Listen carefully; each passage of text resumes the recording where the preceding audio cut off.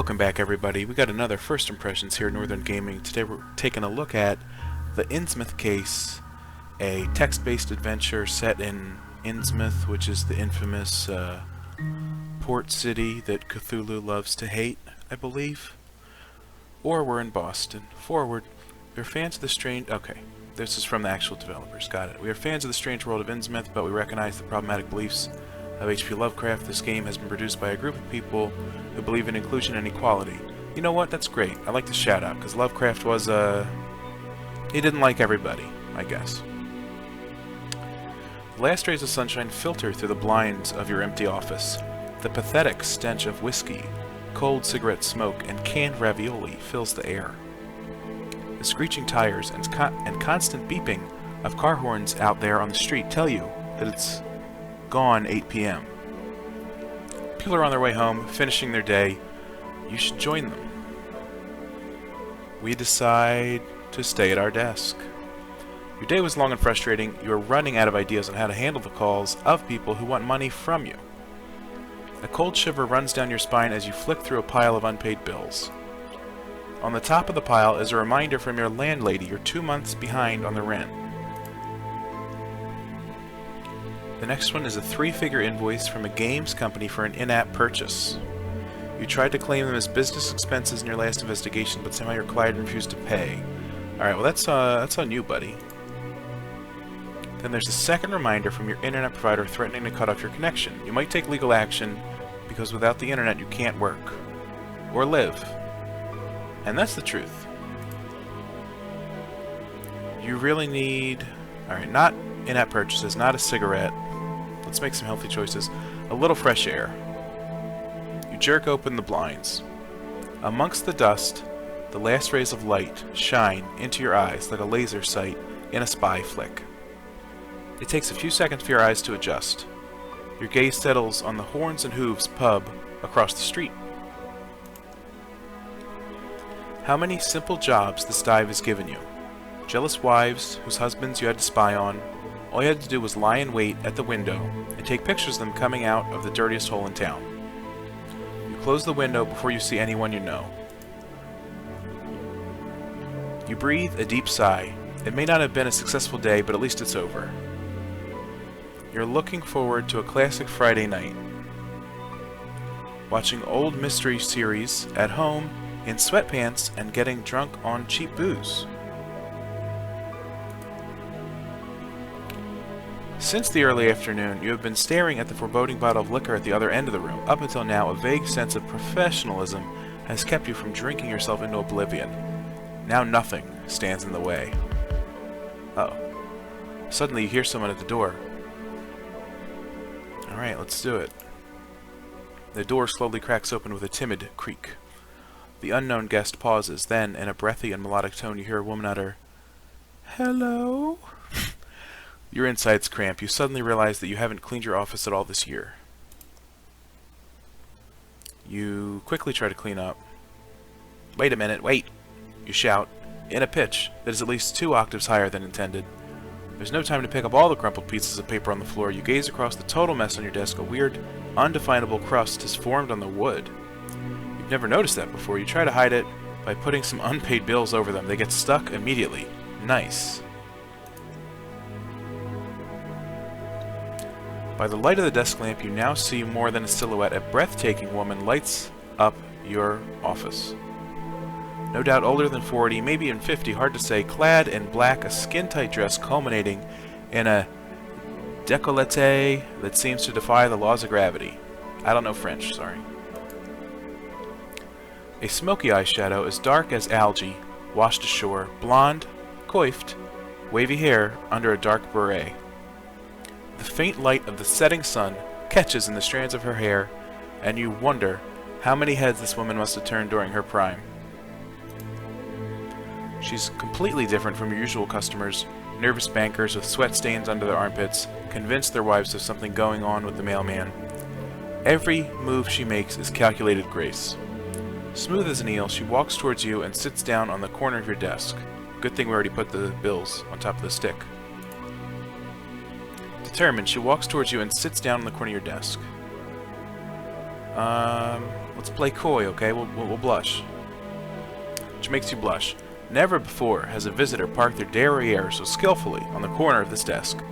You hope that the cigarette butt the stranger has just sat on won't leave any difficult stains. The dress looks expensive. This guy's a mess. When she starts talking, her voice is smoky and full of promise. My name is Tabitha Marsh. I'm looking for a private investigator. I was told you're one of the best. She extends her hand. You come to the right place, lady. What can I do for you? You sit back in your chair and fold your hands over your stomach. The woman seems a little irritated that her provocative behavior seems to have no effect on you. Get over it, lady. No free jobs. She moves from the edge of the desk and sits down on the chair opposite you. Yes, She clears her throat. As she continues to speak, the smoky seductiveness creeps back into her voice. My name is Dahlia. I need help. No. Alright, let's ask for some details. It's about my daughter, Tabitha. She has disappeared. You're pulling out paper and pencil. This is going to be a walk in the park. A walk in the kidnapped kids' park. Well, when did you last see her, and where? The woman puts on a fake smile. We live in Innsmouth. It's a small port town north of Arkham. Alright, so Batman's there. You frown. This is a bit vague. What was your child doing when you last saw her? What hobbies does she have? Oh, you know, kid stuff. They just run around and play with their yo-yos, that sort of thing. Yo, is she 8 or is she like 18? What's going on? Dahlia nervously combs her hands through her hair. Does your daughter have any friends? Yo-yos? What about her father? Friends. Does she have any friends she might be staying with? Classmates? Sports club members? Anything like that? Dahlia silently shakes her head. Very strange. You're about to ask if the girl at least had imaginary friends, but you hold back. Alright. What does your daughter look like? She's only... Okay, she's actually 8. And the sweetest girl you can imagine. She's been missing without a trace since last week. None of her schoolmates have seen her, and no one knows where she might have gone. She hands you a photo. Look, this is my little munchkin. Well, that was dramatic. What did it say under her? Seaside something? Good heavens, is this supposed to be a joke? Is that really the face of a child, or a shoddy photo edit? Are you being filmed as part of a reality TV show? A bit of stomach acid and the last bite of lunch slowly but surely makes their way up into the back of your mouth. Swallow it, don't throw up when you see the kid's picture. Blah blah blah. Dahlia continues to look at you hopefully. She obviously didn't notice your little mishap. That was close. Could have been unpleasant. I'm so desperate. Her eyes lock with yours. Don't you think there's something strange about your child? Oh my god. I mean, what was wrong with the kid? Look at her. The kid was fine. Yo-yos? What about her father? Are you separated? Often children reappear with family members. My little one can't swim well enough for that yet. Your pen remains in the same spot in the notepad. What was that supposed to mean? Go ahead. Wait. Dig deeper. Let her talk. What's the difference? Excuse me. You're struggling to find the right words to respond to such a cryptic statement. What the hell do you mean by that? The kid can't swim enough?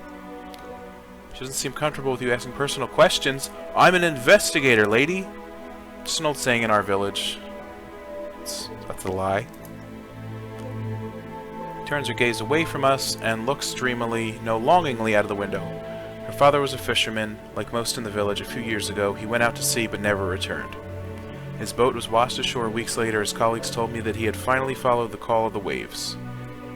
Well, then it's not a saying, it's you were being truthful then. That she can't swim and kill herself, huh? You keep quiet for a moment. Deceased family members are always a sensitive subject. That's the truth. My sincere condolences. Oh, somehow I always knew that moment would come. I think my husband is in a better place now, and at some point I'll join him. You never would have taken her to be a fisherman's wife by her outfit. That's the truth. You inquire about the case. Yo-yos, I guess. Ring, ring. Can you hear that? It's the 90s calling, and they want their outdated toys back. This guy's kind of a jerk. Confront her. Let the matter rest. Relax, dude. This lady probably won't win Mother of the Year, but that's not your problem. At least she seems to have money. Jesus. Alright, Dahlia nervously Combs her hands through her hair. I guess I'll pick this option. I have no further questions. You mumble, more to yourself than to her. Dahlia stretches her neck imperceptibly. No doubt she would like to have a look at your notebook. Your pen hovers over the notes you've taken. Missing daughter, dodgy lady. That's it. You've worked with less.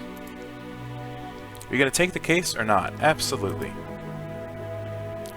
A missing persons case, nothing unusual. The conventional little girl runs away from home after reading her first romance novel. Usually they hide at the edge of the forest or in a library. Should be pretty straightforward. Before you can say anything, she drops a photo of the child and a roll of bills on your desk for your expenses. You nod slowly, trying not to drool down the front of your shirt. You haven't seen this much money in ages. You don't have much time to prepare. A quick search reveals that only one bus goes to Innsmouth, and only once a day. A pattern emerges in your research. The few news items related to this little coastal town are all about missing persons. In addition, you find some rather old-fashioned articles that praise the coastal town as a secret holiday destination. The best fish, untouched beach promenade, authentic fishing people are the recurring buzzwords. She's given you the address at which you're supposed to drop off her daughter as soon as you find her. She also wrote down her phone number on the child's photo. You take another look at the picture before you pack your things. Seaside promenade. The next morning you travel by bus. Boston bus station. 22nd of September. I don't know when. Your journey begins at a busy bus station. There's supposed to be a bus line that departs from here to Innsmouth. Buses, you think to yourself, are not only an environmentally friendly means of transportation, they're also easy on your wallet.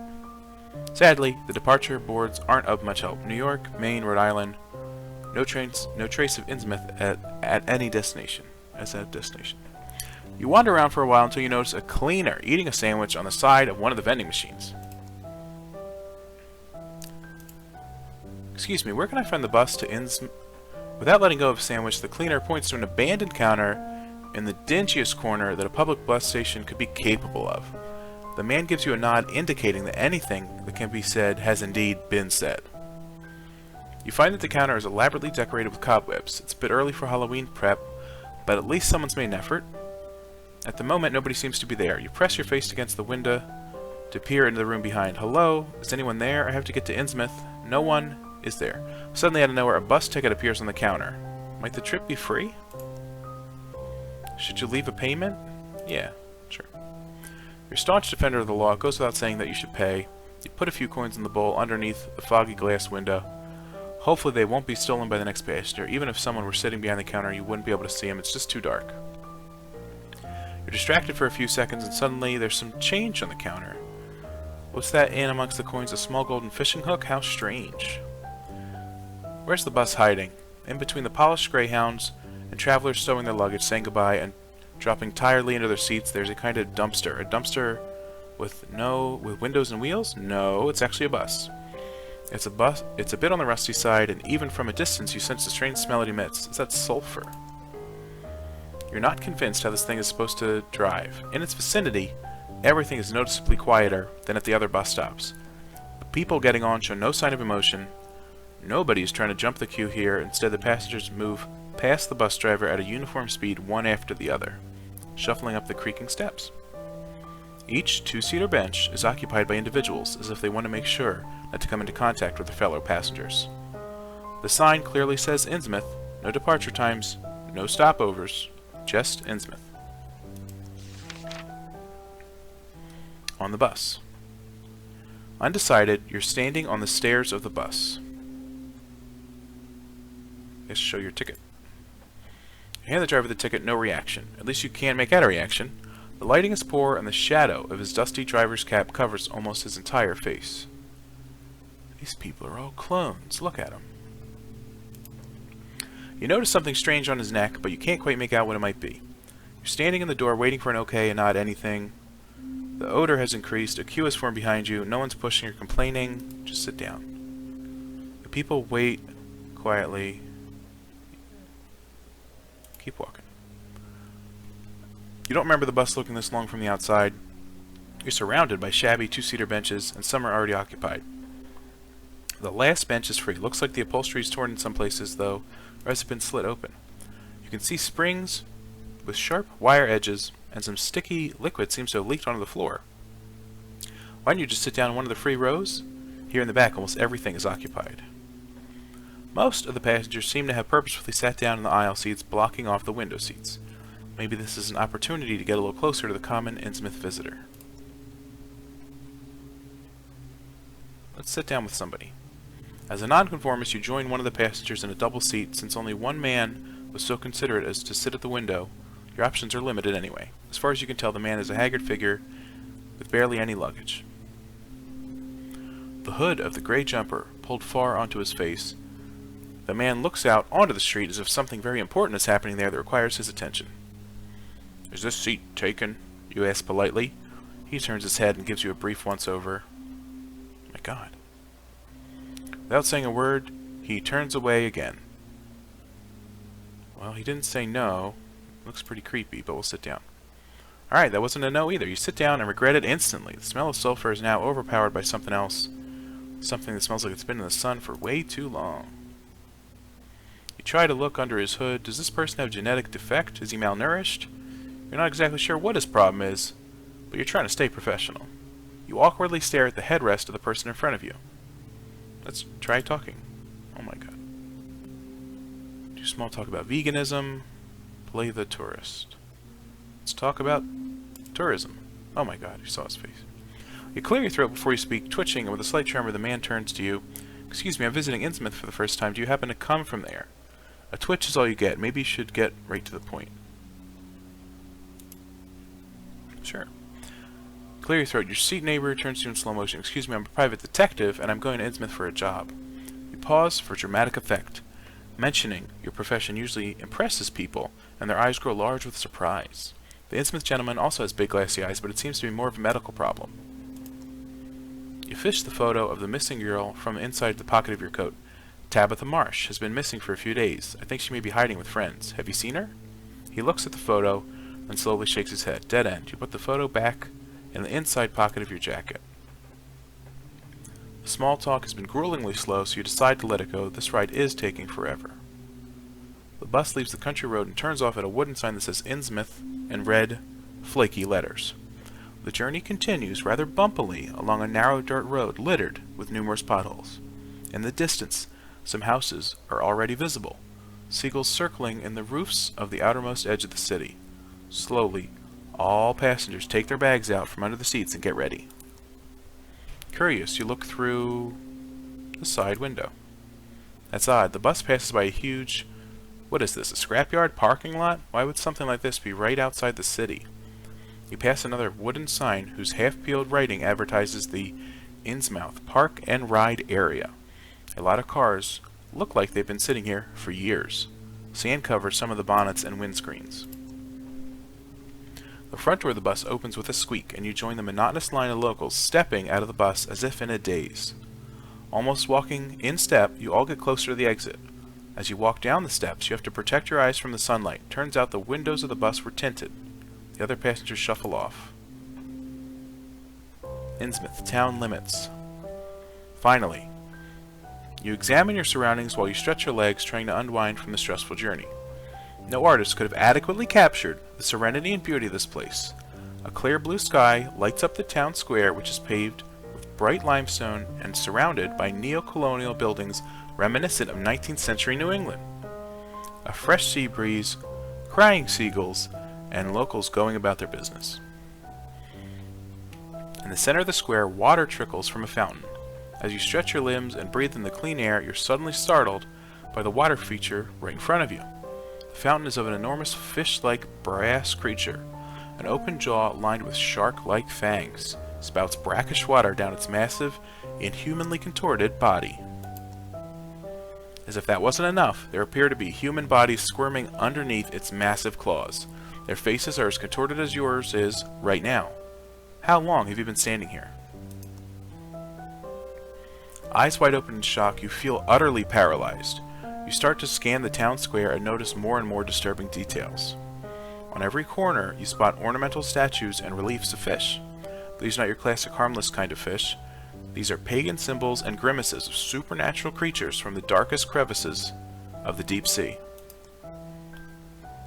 and surrounding houses, you can see faces pressed against the windows. All the locals appear to be watching you. You suddenly start to think that the cries of the seagulls sound particularly human-like. They sound like humans crying out in pain.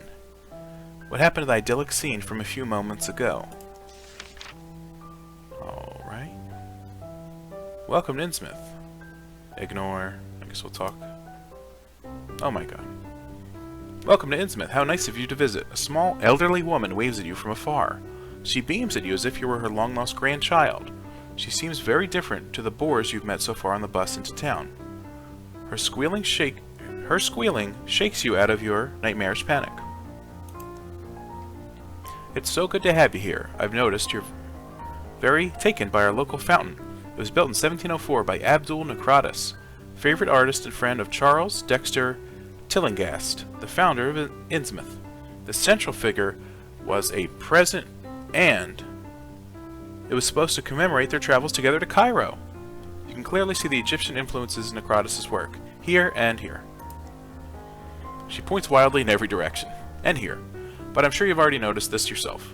You look like someone who knows his way around art. You're still in shock. Of course, I'm an art historian. She enthusiastically starts clapping and squealing. A small, plump person in a garish costume who finishes off all her sentences with a delighted chuckle. Oh, I noticed that at once. How rude of me. I haven't even introduced myself. My name is Muriel Pooping Place. I'm the director of the Parks Commission, chief tourism officer, and head of the welcoming committee. Ta-da! Behind Muriel, there's a ramshackle wooden information stand lovingly decorated with balloons. A colorful painted sign reads, "Welcome to Innsmouth." Muriel tiptoes over to her information stand and picks up a whole load of flyers and leaflets from the rickety display cases. She looks down at all the paper in her arms and briefly shrieks with laughter. My goodness, why don't you take the city map to begin with? Useful. You take the map and put it in your pocket. Would you like to find out more about our wonderful town, which has been awarded the East Coast Stunning Town Award for several years in a row? Actually, I'm looking for someone. Here I am. The small plump woman starts giggling. Innsmouth welcomes you warmly. So you're looking for someone. It's not that uncommon for two lonely hearts to find one another in this romantic place. Actually, I'm looking for a girl. Tabitha Marsh, 8 years old. Her mother asked me to take on the case. You take out the photo, and Muriel immediately rips it out of your hand. Oh, what a cutie. But I'm sorry to say I've not heard anything about missing girls. How awful. This sort of thing doesn't happen in Innsmouth, even though it does. Perhaps you can have a look around at the beach or on the playground. There are a lot of kids around there. I'm sure that's where the little one will be. With an unnaturally wide grin, she hands you back the photo, turns around quickly, and makes her way over to accost another tourist family. You head further into town along the cobbled road in the direction of the coast. Not long ago, the sun was bright in the sky, but already the first wafts of mist are creeping into the streets. The air feels thicker, and the sun can no longer penetrate the fog. Time to think about where you want to go. You slow down, you lean your briefcase against the wall, and start pacing up and down the quiet alleyway. You've got an important choice to make right now. The city center is in the north. Even from afar, you can see the outlines of the old and ornately decorated buildings in the main town square. Here you should find the police station, the main shopping street, and of course the town hall. As a coastal town, Innsmouth also has a harbor. From your research, you found out that this is a bustling area with a dreamy beach. You expect there to be mostly tourists. According to your research, the only hotel in town, the Gilman Hotel, is located in the old town. You think about checking in. You could do with freshening up and getting rid of that bus smell that is still clinging to your clothes. Just as you're about to set off, your heart leaps into your throat. You've forgotten your briefcase. This has never happened to you. You usually take good care of the little you possess. There's nothing you can do about this now.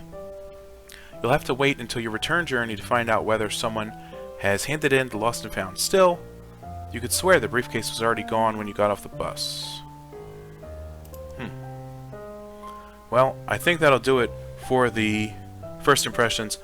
I really like the game, and I'd be interested in replaying it a few times just to see all the different paths you could take. So if you are interested in it, check it out on Steam. I think it's like $10. It's not too bad. A lot of text, so it'll hone your reading if you need help with that too. and probably some spooky stuff real soon. Thanks for watching the video. Please leave a like if you enjoyed this journey to Innsmouth with me. And please check out my other first impression videos to see other recently released games. Thanks for watching here at Northern Gaming. And most importantly, thanks for being you.